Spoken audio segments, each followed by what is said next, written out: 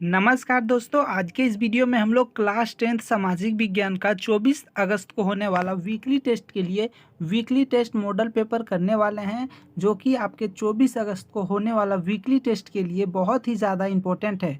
इसमें हम अभी आपको जितना ऑब्जेक्टिव और सब्जेक्टिव क्वेश्चंस कराएंगे, ये सारा आप लोग अच्छा से कर लीजिएगा ताकि आप अपने वीकली टेस्ट में अच्छा नंबर ला सके। और आप इस वीडियो को अपने क्लास के मित्रों को शेयर कर दीजिए ताकि आपके मित्र, आपके दोस्त भी वीकली टेस्ट में अच्छा से तैयारी कर सके, अच्छा नंबर ला सके। और चैनल पर आप लोग पहली बार आए हैं तो प्लीज़ चैनल को सब्सक्राइब करके वीडियो को लाइक कर दीजिए। हम आपके लिए इसी तरह का वीडियो लाते रहेंगे। ठीक है, तो चलिए देखते हैं क्वेश्चन नंबर 1 से, जो कि 10 आपका ऑब्जेक्टिव क्वेश्चंस रहेंगे। ठीक है, 2 अंक का।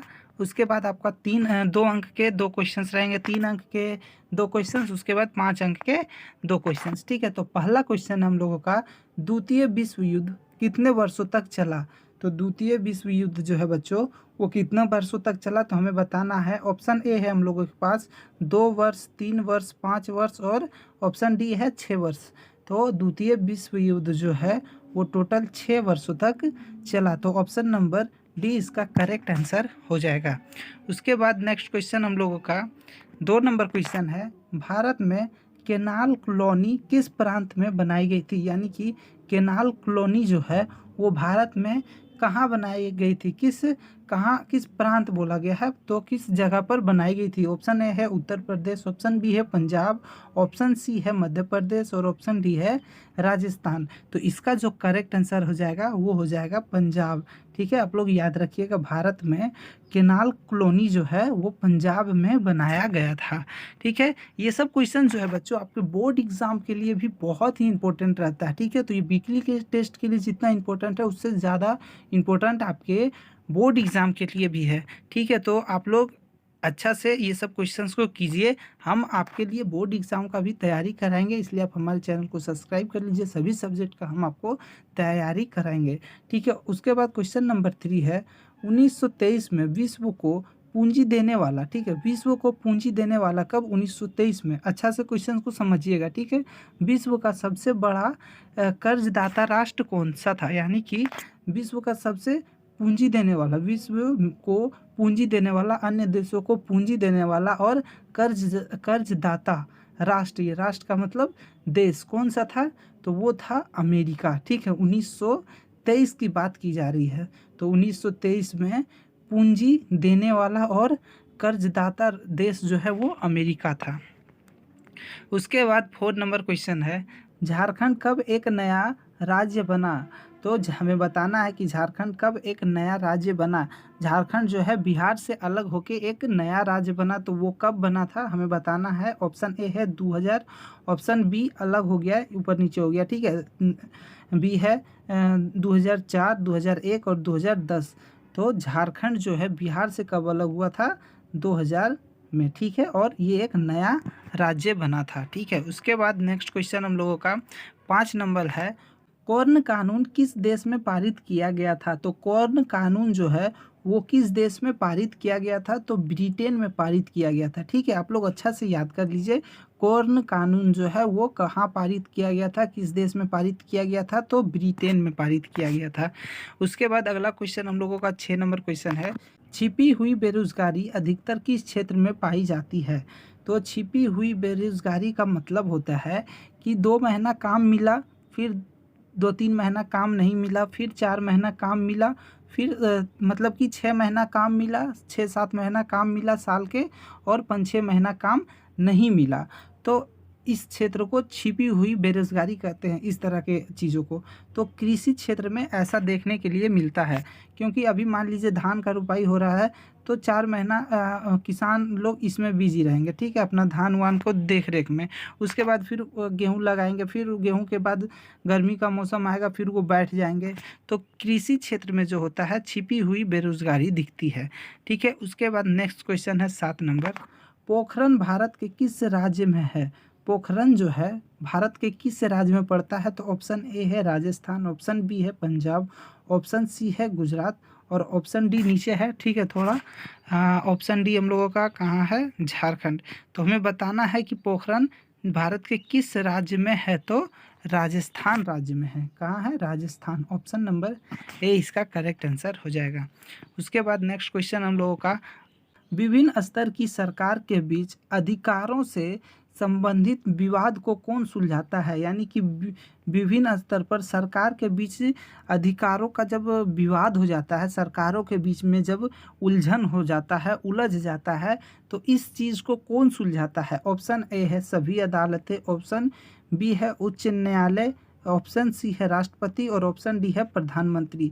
तो सरकारों के बीच में जब संबंधित विवाद यानी उलझन पैदा हो जाता है, तो इस चीज़ों को सुलझाने वाला जो काम करता है वो उच्च न्यायालय करता है। ऑप्शन नंबर बी इसका करेक्ट आंसर हो जाएगा। उसके बाद नेक्स्ट क्वेश्चन है 9 नंबर, संघात्मक सरकार किस देश में है? संघात्मक सरकार जो है वो किस देश में है? तो ऑप्शन ए है चीन, ऑप्शन बी है भारत, ऑप्शन सी है फ्रांस और ऑप्शन डी है जापान। तो संघात्मक सरकार जो है वो चीन में है। कहाँ है? चीन की सरकार जो है वो संघात्मक सरकार है। उसके बाद नेक्स्ट क्वेश्चन हम लोगों का 10 नंबर है, भारतीय अर्थव्यवस्था को कितने क्षेत्र में बांटा गया है? तो भारतीय अर्थव्यवस्था को जो है वो टोटल 3 क्षेत्रों में बांटा गया है। ठीक है, प्रथम क्षेत्र, द्वितीय क्षेत्र और तृतीय क्षेत्र। ठीक है, कितने क्षेत्रों में बांटा गया है? 3 क्षेत्रों में। तो अब हम लोगों का ऑब्जेक्टिव क्वेश्चन हो गया। अब 2 अंक के 2 सब्जेक्टिव क्वेश्चंस करेंगे। ठीक है, इसी तरह का 3 अंक का भी करेंगे और 5 अंक का भी करेंगे। तो पहला क्वेश्चन है, बेरोजगारी किसे कहते हैं? तो बेरोजगारी का क्या मतलब होता है आप लोग अच्छा से समझिए। जब किसी व्यक्ति को उसकी योग्यता, क्षमता और इच्छा के अनुसार काम ना मिले तो उसे हम बेरोजगारी कहते हैं। यानी कि मान लीजिए किसी के पास योग्यता है, क्षमता है कि वो काम कर सकता है और उसका इच्छा भी है, क्योंकि हर इंसान के पास इच्छा होता है कि वो काम करे और पैसा कमाए। तो इच्छा तो सभी के पास होता है और उसे काम नहीं मिल पाता है, इसी चीज़ों को कहते हैं बेरोजगारी। ठीक है, उसके बाद नेक्स्ट क्वेश्चन हम लोगों का 2 नंबर क्वेश्चन है, प्राथमिक क्षेत्र से संबंधित कुछ गतिविधियों के उदाहरण दें। यानी कि प्राथमिक क्षेत्र में कौन कौन से कार्य शामिल हैं? तो खनन, लकड़ी काटना, मछली पालन, कृषि, पशुपालन, डेयरी इत्यादि, ये सब चीज़ें जो हैं ये प्रथम क्षेत्र में आता है। ठीक है, प्राथमिक क्षेत्र में आता है। उसके बाद अब हम लोगों का 2 क्वेश्चंस रहेंगे 3 अंक का। टोटल कितने अंक हो जाएंगे? 6 अंक। ठीक है, तो वैश्वीकरण क्या है ये हमें बताना है। वैश्वीकरण का अर्थ अपनी अर्थव्यवस्था का विश्व अर्थव्यवस्था से सामंजस्य स्थापित करना। यानी कि मान लीजिए कोई ऐसा देश है जो कि अपना वैश्वीकरण करना चाहता है, यानी कि हर देश में से वो क्या करना चाहता है, अपना फैक्ट्री लगाए, अपना आयात, सामान का आयात और निर्यात करे, मतलब कि हर देश में उसका काम हो। ठीक है, इसी को कहते हैं वैश्वीकरण। तो जैसे यहाँ पे देख सकते हैं लिखा है, स्थापित करना तथा किसी वस्तु, सेवा, ठीक है, विचार, पद्धति, पूंजी, बौद्धिक संपदा अथवा सिद्धांत को विश्वव्यापी करना। यानी कि पूरे विश्व में फैलाना। ठीक है, कुछ भी, कोई भी काम, वस्तु, विचार, कुछ भी, शिक्षा, कुछ भी हो इसमें आ सकता है। ठीक है, क्या करना रहता है, पूरा देश में फैलाए, पूरा मतलब कि पूरा विश्व में जितना भी देश है हर जगह उसका मतलब कुछ ना कुछ चले। ठीक है, विश्व के प्रत्येक देश का अन्य देशों के साथ प्रतिबंधित आदान प्रदान करना। यानी कि कोई भी चीज़ों का आदान और प्रदान करते रहना सभी देशों से, उसे कहते हैं वैश्वीकरण। ठीक है, उसके बाद अब हम लोगों का दूसरा क्वेश्चन है 3 नंबर वाला, जैविक युद्ध से क्या तात्पर्य है? तो जैविक युद्ध में किसी व्यक्ति, वस्तु अथवा पौधे को मारने का उद्देश्य से, यानी कि किसी भी देश को, मान लीजिए कि ये देश है, 2 देश है, इससे लड़ाई चल रहा है इसका। ठीक है, तो ये क्या करेगा, जैविक, जैसे कि कोई भी वायरस इस देश पर छोड़ देगा। ठीक है, वायरस भेज देगा जहाँ की लोग संक्रमण होके मरने लगेंगे। लोग मर सकते हैं, पौधे मर सकते हैं, पेड़ पौधे, जो यहाँ पे बताया गया है। मरने के उद्देश्य से वहाँ पर जीवाणु, विषाणु भेजना, जैसे जैविक, अनजैविक आवेश अथवा संक्रमणकारी तत्वों का उपयोग किया जाता है। तो इस तरह का जो किया जाता है तो इसे जैविक युद्ध कहते हैं। ठीक है, ना ही हथियार से लड़ा जाएगा ये युद्ध उसको बीमार करेगा, अपना क्या करके, जीवाणु भेज करके, वायरस भेज करके, ठीक है। जैसे यूरोपीय सेना ने अमेरिका पर कब्जा करने के लिए चेचक नामक कीटाणु का प्रयोग कर हथियार के रूप में किया। यानी कि यूरोपीय सेना ने क्या किया था कि अमेरिका पर कब्जा करने के लिए चेचक नामक कीटाणु को वहाँ पर मतलब कि लोगों को संक्रमण किया, एक दूसरे में फैलाया, जिस तरह से कोरोना वायरस फैला था, ठीक है, हथियार के रूप में प्रयोग किया था, ठीक है। तो इसे कहते हैं जैविक युद्ध। उसके बाद यहाँ पे देख सकते हैं 2 क्वेश्चंस होंगे, 5 नंबर का, टोटल हो जाएंगे 10 अंक। आप लोगों का वीकली टेस्ट में सेम इसी तरह से क्वेश्चंस आपसे पूछे जाएंगे, ठीक है। तो पहला क्वेश्चन है 5 नंबर का, महामंदी के कारणों का व्याख्या करें। यानी कि महामंदी जो आया था उसका व्याख्या करना, जो महामंदी आया था उसका हमें क्या करना, व्याख्या करना। तो 1929 में आर्थिक महामंदी की शुरुआत हुई। इस मंदी के प्रमुख कारण निम्नलिखित हैं। तो महामंदी कैसे आई थी, इसमें क्या क्या हुआ था, वो हमें बताना है। तो देखिए, औद्योगिक क्रांति के कारण अमेरिका तथा ब्रिटेन में बड़े पैमाने पर उत्पादन कार्य होने लगा था। यानी कि कोई भी मतलब सामान को बहुत ज़्यादा मात्रा में बनाया जा रहा था, ठीक है। 1930 तक तैयार माल जो माल बनाया गया था, इतना बड़ा भंडार एकत्रित हो गया क्या था, इतना ज़्यादा सामान बन गया था कि उसे खरीदने वाला कोई नहीं था, ठीक है। उसे खरीदने वाला कोई नहीं था ब्रिटेन और अमेरिका में, ठीक है। कृषि क्षेत्र में अति उत्पादन के कारण कृषि उत्पादनों की कीमतें गिरने लगी। यानी कि किसान लोग बहुत ज़्यादा सामान उत्पादन किए थे, वो बिक्री नहीं हो रहा था, तो जिसके कारण कीमत गिरने लगा।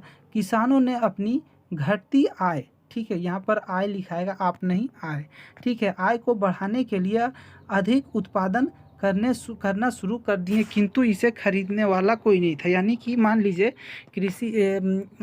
कोई भी किसान अगर अपना आय बढ़ाने के लिए क्या करेगा, सामान को ज़्यादा से ज़्यादा उपजाएगा, लेकिन कोई खरीदने वाला ही नहीं रहेगा।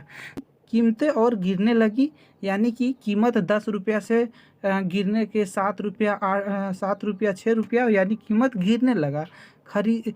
खरीदने के अभाव से कृषि उपज पड़ी सड़ने लगी। यानी खरीदने वाला कोई नहीं था, जिसके कारण कृषि उपज जो है वो सड़ने लगा।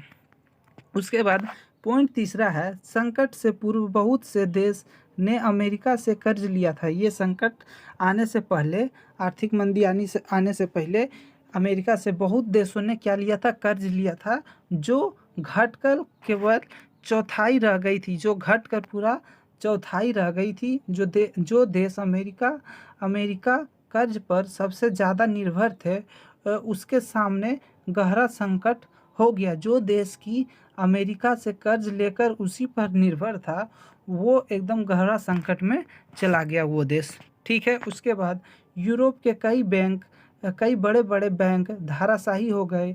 कई देशों की मुद्रा की कीमत बुरी तरह गिर गई।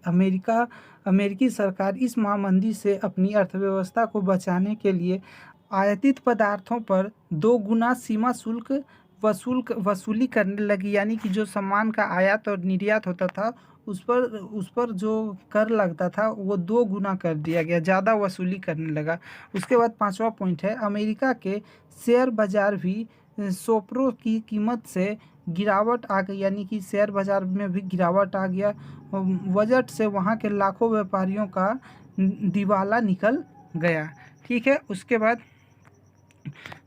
एक क्वेश्चन हो गया। अब दूसरा क्वेश्चन, ब्रिटेन में औद्योगिकरण का भारतीय अर्थव्यवस्था पर क्या प्रभाव पड़ा। जब ब्रिटेन में औद्योगिकरण हुआ तो भारतीय अर्थव्यवस्था पर क्या प्रभाव पड़ा, ये हमें बताना है। तो पॉइंट का है हम लोगों का, औद्योगिकरण के कारण ब्रिटेन में कपास का उत्पादन फैलने लगा और उद्योगपतियों ने सरकार पर दबाव डाला कि वह कपास के आयात पर रोक लगाए और स्थानीय उद्योग की रक्षा करे। ब्रिटेन ने आयातित कपड़ों पर, जो आयातित कपड़ा होता था, कपड़ों पर सीमा शुल्क थोप दी गई। फलतः वहाँ भारतीय कपास का आयात कम होने लगा, ठीक है। भारतीय कपास का जो आयात था वहाँ पर नहीं होने लगा, यानी कि कम होने लगा, ठीक है। उसके बाद दूसरा पॉइंट ख नंबर है, 19वीं सदी के आरंभ से ही ब्रिटेन कपड़ा उत्पादन अन्य देशों से भी अपने कपड़े के लिए नए नए बाज़ार ढूंढने लगे। यानी कि ब्रिटेन जो है उस समय जो है अन्य देशों से भी अपने कपड़ों के लिए नए नए बाज़ार ढूंढने लगे। यानी दूसरे देशों से भी मतलब कि भारत को छोड़कर दूसरे देशों से अपना वो कारोबार शुरू करने लगे। ब्रिटिश मशीनों द्वारा बने कपड़े ने भारतीय कपड़ा उद्योग को अपने घर में ही भारी स्पर्धा में डाल दिया। यानी कि ब्रिटिश मशीनों जो थे उससे कपड़ा अच्छा बनता था, ठीक है, स्टाइलिश कपड़ा बनाया जाता था, ठीक है। और उस समय भारत में तो सूती कपड़े का जो निर्यात होता था, देखिए यहाँ पे लिखा हुआ है, सूती कपड़ों के निर्यात में लगातार गिरावट आने लगी। सन 1800 के आसपास निर्यात में सूती कपड़ों का प्रतिशत 30% था, ठीक है, 1800 में।